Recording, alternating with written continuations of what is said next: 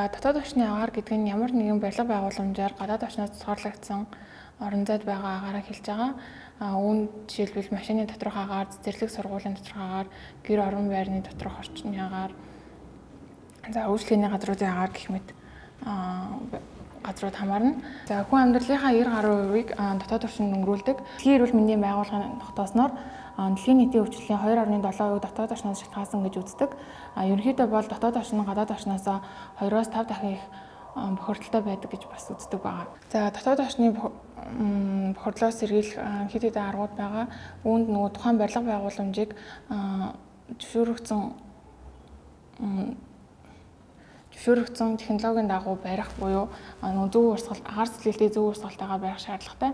Яагаад гэхээр сүүлийн үеийн зарим барилгууд хичнээн гой баригдаж байгаа ч гэсэн агаар сэтгээлт нь буруу байснаасаа болоод хитрхи бөхчөм, хитрхи халуун байх нь түүнээс бас шалтгаалж болдог. За тэгэхээр дотоод орчны агаарын бохирдлоо сэргийлэхэд бол эхлээд барилга байгууламжийг зөв технологийн дагуу барих шаардлагатай. Хоёрдугаарт тогтмол чигтэй цэвэрлэгээ хийх. За агаар сэтгээлтийг тогтмол явуулах, тасалгааны ургамал тарих, ямар нэгэн дотоод орчныг бохирдуулж байгаа дотоод орчны агаарын бохирдлын их үүсвэрийг ашиглахгүй байх. Жишээлбэл үүнд дотоод орчиндөө тамхи татахгүй байх, ямар нэгэн хитрхи хурц өнөртэй өнөртгүүлэгч ашиглахгүй байх, хөвс мөөнцөр байвал түүнийгээ устгах зэрэг аргуудыг ашиглана. Өвлийн улиралд бол дотоод орчны агаарын бохирдлыг бууруулахдаа бол агаар цэвэршүүлэгчийг хэрэглэж болно. Мөн агаарын чанарын индекс цэвэр буюу 50-аас бага байгаа тохиолдолд цонхоо онгойлгож агаар сэтгээлтийг хийж болно. За 2016 онд нийгмийн эрүүл мэндийн хүрээлэнгээс хийгдсэн судалгаагаар сургууль цэцэрлэгийн дотоод орчны агаарын чанарт үнэлгээ хийсэн. Тэгэхэд бол яг дүүргүүдээс шалтгаалаад Чингэлтэй дүүргийн сургууль цэцэрлэгүүдэд PM2.5 тоосон зэрэг хэмжээ нь хаавал дүүргийн цэцэрлэгүүдээс өндөр гарсан байсан. Гэхдээ ерөнхийдөө бол аль сургууль цэцэрлэгт нь манай стандарт хэмжээ болох 24 цагт 50 микрограмм метр куб хэмжээнээс өндөр байсан. 3-аас 10 дахин их өндөр байсан. Тэгээ манай хүрээлэнгээс яг HEPA фильтр тараасны дараа үнэлгээ хийж үзэхэд нийт сургууль цэцэрлэгийн багш нар маань яг төхөөрөмжөө сайн ажиллуулж чадахгүй байсан.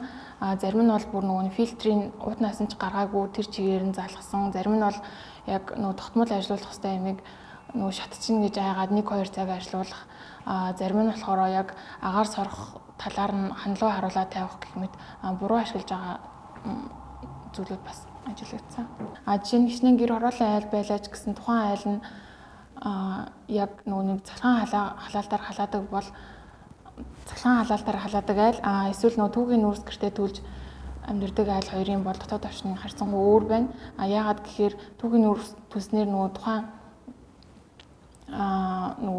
түүхийн нүүрсний бодисууд нь тухайн дотоод орчинд дэгдэн. Тэгээд төсний дараа бол гадаад орчинд ч гэсэн дэгдэн. Тэгэхээр ерөнхийдөө бол өөр байна. Гэхдээ яг гэр хорооллын айлуудад их бохирдолтой байдаг гэж хэлж болохгүй. Яагаад гэхээр энэ их усүрээсээ шалтгаалаад өөр байдаг. Манай Монголд оруулж ирж байгаа барилгын материал дээр бол хяналт хийгддэггүй. Тэгэхээр яг нэг лабораторийн хяналт шинжилгээ хийгддэггүй болохоор яг тийм материал ингэж хийх боломжгүй. Хэрэглэгч хэрвээ өөрөө нэг лаборатори шинжилгээ өгөөд тэгээд энэ тухайн тавилганаас энэ эсвэл тухайн орон байраа тодорхойлж байгаа материалаас ямар бодис дэгдэж байгаагийг тодорхойлж болно гэсэн үг. Тэгээ ерөнхийдөө бол тавилганаас формальдигээд дэгдэмхийн органик нийтлүүд, хар тугалах болон бусад хортой нийтлүүд ялгардаг. За эдгээр нийтлүүд нь бол жишээлбэл формальдигээд олон төрлийн будаг цавууны найрлаганд ордог бөгөөд хамар залгуурын хавдар үүсгэгч гэж яг олон улсын хавдрын агентлагаас тэгж батлагдсан байдаг. Хар тугалгаан ч гэсэн муу адил хорт хавдар үүсгдэг. За жишээлбэл Америкийн нэгдсэн улсад болохоор хүрээлэн боошны агентлаг гэж байдаг. Энэ агентлаг нь болохоор дотор орон байр, сууц болон ажлын байр зэрэг газруудад дотоод орчны агаарын чанарын стандартыг мөрдөж ажилладаг гэсэн үг. Тэгэхээр одоо энэ хүү байгууллага нь Америкта бол яг дотоод орчны стандартыг хангаад хянаад ажилладаг гэсэн үг. Манайд бол яг ерөнхийдөө нэг иймэрхүү газрууд байхгүй байгаа шүү дээ. Яг ерөнхийдөө ажлын байранд л мэргэжлийн хяналтаа шалгалт хийж байгаа. Бусад тохиолдолд бол байхгүй байгаа. Харин нэг шинээр орж байгаа барилгуудад яг зайлшгүй дотоод орчны үнэлгээ хийх гэсэн шаардлага тавьсан байдаг. Үүнтэй холбоотойгоор яг шинээр орж байгаа барилга байгууламжуудад нөгөө түрүүний хэлсэнчлэн дэгдэмтгий органик нийтлүүдийг хэмжих зорилготойгоор үнэлгээнүүд хийгддэг байна. За ерөнхийдөө бол нөгөө үүсгэгчдээс хамаарат өөр өөр байдаг. Жишээлбэл та гэр орон байртаа нөгөө хар туглан агуулсан будаг хэрэглэсэн байвал тавдраар өвдөх эрсдэл нэмэгдэнэ. Хэрвээ нөгөө формалдигээ дагуулсан тавилга ч юм уу тиймэрхүү материал сонгож хэрэглэх юм бол за нөгөө хамар залгуурын хавдар үүсгэх эрсдэл нэмэгдэнэ гэсэн үг. Түүнчлэн нөгөө саяны угаарын хий маань бас дотоод орчны нэг бохирдуулагч болж байгаа. Угаарын хийнээс болж бол нөгөө толгой оргих, дотор мухаарах гэх мэт шинж тэмдгүүд илрэн түүнчлэн PM 2.5 буюу тоосонцор нь бас хор тавдар үүсгэх нэг хүчин зүйл болж байгаа. Тэгэхээр иймэрхүү байдлаар яг тухайн дотоод орчны бохирдуулагчаар шалтгаалаад эрүүл мэндэд гарах нөлөөнүүд нь өөр өөр байна гэсэн үг.